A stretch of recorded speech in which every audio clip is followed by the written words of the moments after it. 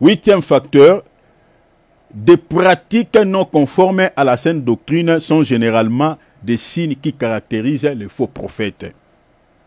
Donc toute pratique non conforme à la sainte doctrine, un exemple est pareil, voilà un pasteur qui veut prier pour une sœur peut-être qui est malade, qui demande à cette sœur un contact sexuel.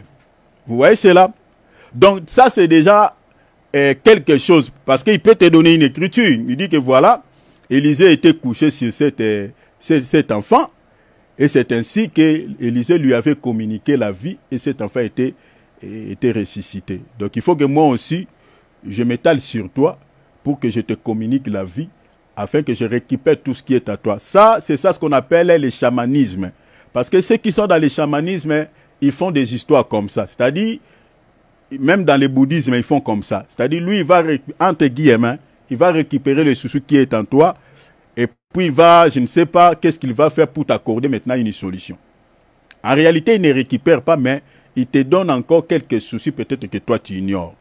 Alors, de telles pratiques, si un pasteur, un prophète te dit que voilà, moi, tu es initiaire, il dit que je vais m'étaler sur toi, il faut qu'il y ait un contact sexuel pour que tu sois délivré de ta maladie ou tu sois libéré de ces soucis.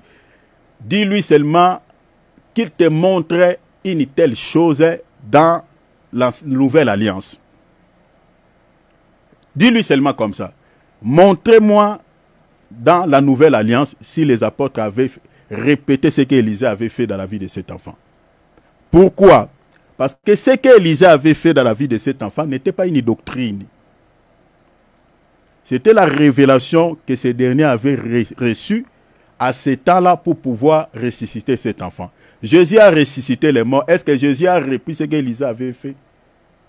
Non. Jésus, il a ressuscité la fille de Jaïrus. Il a ressuscité le fils de Naïn.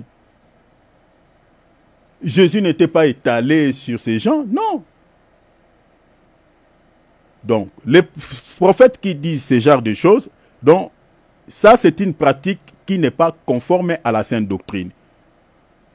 Donc, ce n'est pas une doctrine. Donc, c'est pour ça que j'ai dit huitième facteur, parce qu'il y en a plein, j'ai pris seulement un seul exemple, parce qu'on va vous expliquer beaucoup de fausses pratiques au sein de nos assemblées qui sont non conformes à la sainte doctrine. Alors, huitième facteur, je dis des pratiques non conformes à la sainte doctrine sont généralement des signes qui caractérisent les faux prophètes. Donc, ceux qui font de telles choses, coucher sur des femmes, voilà, nanani, nanana, la majorité, ce sont des faux prophètes. Un vrai prophète ne peut pas faire ça parce que ça n'a rien à voir avec la sainte doctrine. Neuvième facteur, des assemblées dirigées par des pasteurs kabbalistes.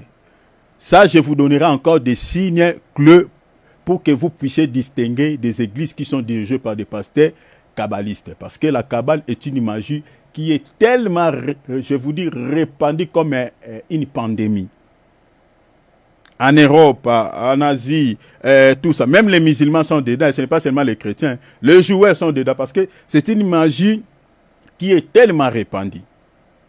Je vous expliquerai aussi pourquoi cette magie est tellement répandue dans nos assemblées et puis dans certains domaines que vous connaissez.